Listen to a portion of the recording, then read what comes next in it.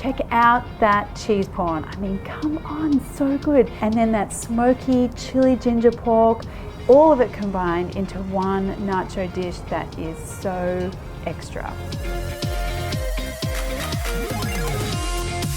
So the star of the show here undoubtedly is the pork. So let's talk about the pork first of all. And I'm using a pork, well, there's lots of different names for this. Pork neck, pork shoulder, pork scotch fillet, some places call it Boston butt. Anyway, what you're looking for is a pork cut that has some connective tissue and some fat, things that are gonna break down with lots of flavor and also make everything really soft and tender.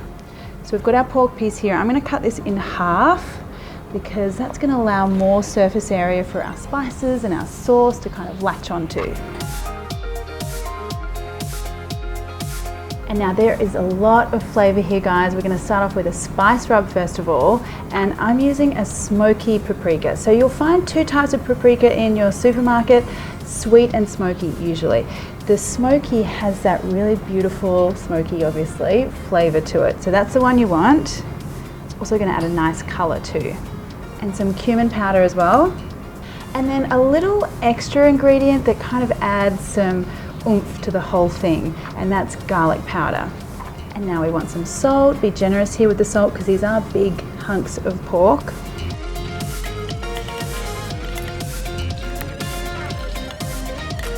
And now comes the fun part. You simply have to do this with your fingers. Spoon the spices on.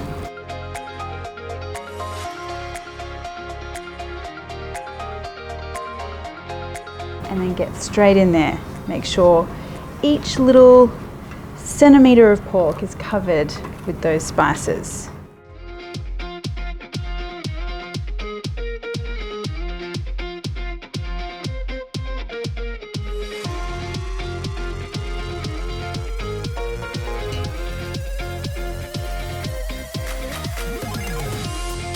And now we're not done here with the flavour yet. I'm going to add my sticky chili ginger marinade. So this is going to make a really beautiful sauce and add a lovely Asian accent to this dish.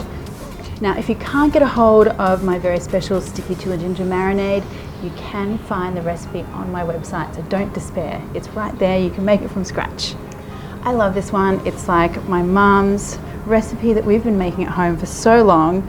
And I just decided to bottle it for you guys to make it a little easier. And just mix all of that around. Oh, this smells amazing already, guys. Look at that color. And now the secret to any pulled pork is to go really low and slow with the cooking. So I'm going to cover this with foil first of all.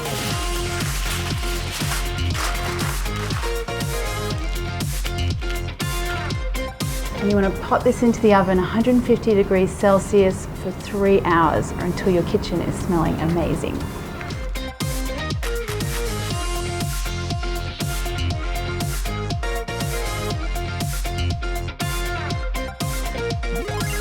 Okay, so at this point you should be really hungry because that pork should be smelling amazing. Open it up and have a look. Oh, wow, look at that color. And look at that sauce. At this point I just like to drizzle a bit of that over the top because, you know, it looks so sexy. All right, beautiful.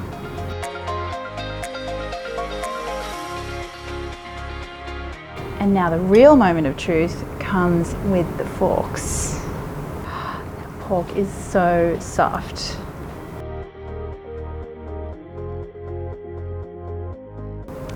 And now comes one of my favorite things to do in the world, and that is to shred this beautifully soft pork. Oh, so joyful, I can tell you that right now. Okay, so have a look at that beautiful, it's like a self-saucing pork. Look at it, so amazing. All right, you're gonna have way too much pork here for like one set of nachos, but I'm sure that won't be an issue. Chuck it into tacos, freeze it, put it in a sandwich. So many good things to do with this pork. So now we're up to construction, and this is such a crucial step in my book. There's nothing worse than digging into a beautiful platter of nachos and coming up with a chip that's completely devoid of any toppings. So to combat that, we want to make sure that we have the most beautifully constructed plate of nachos. Okay, start with the nacho chips. My pet hate is when there's a big massive pile of nachos and stuff all like center piled. That's going to give you nothing, or the nachos underneath will be bare. So we want to spread these out as much as possible. So use a large tray or a couple of trays. And now for what I call the cheesy glue layer. This is going to help everything stick together and get all oozy and nice. I've got two types of cheese here. I've got a Monterey Jack, and then I've got a cheddar as well.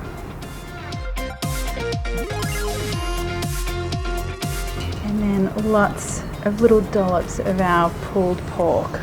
Try and make sure that most chips have access to some of that goodness. Next ingredient you won't find in most nacho plates, but I love the color and the crunch. So some red cabbage goes on. And because I like things spicy, we're gonna go with some jalapenos here. And then some fresh red chilies as well. Color and spice is what we're going for. At this point, I like to drizzle with some hot sauce. I'm using my coconut sriracha here.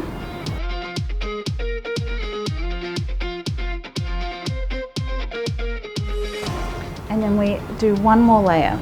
I like to double layer.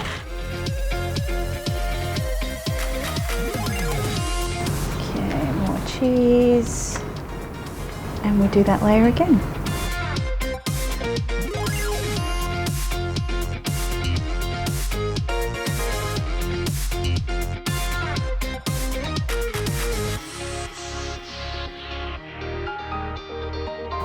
Now this goes back into the oven to get nice and melty.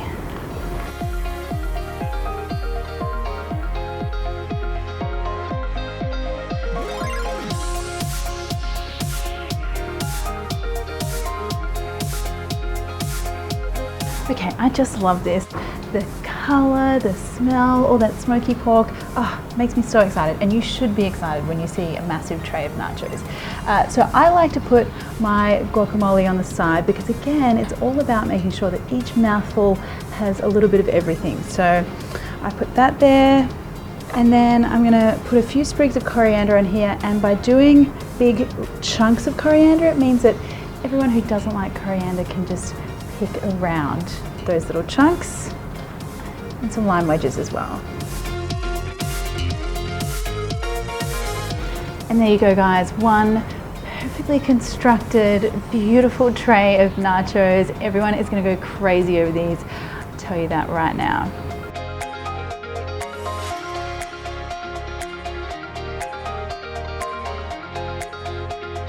Well, I'm gonna go crazy over them anyway. It's all that counts in my book. Oh, yum. Wow, okay, you really don't want to taste these before your friends get over, because they won't get any. That is just amazing. The pork and the chili spice, and the cheese and that coconut sriracha, honestly, this could be like the best thing I've ever made.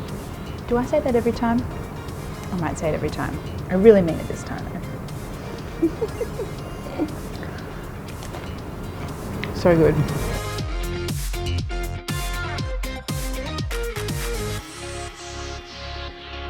If you've got any comments or questions, pop them below. And if you enjoyed the video, why not hit that subscribe button plus the little bell one, and that way you'll get notified every time I release a new video.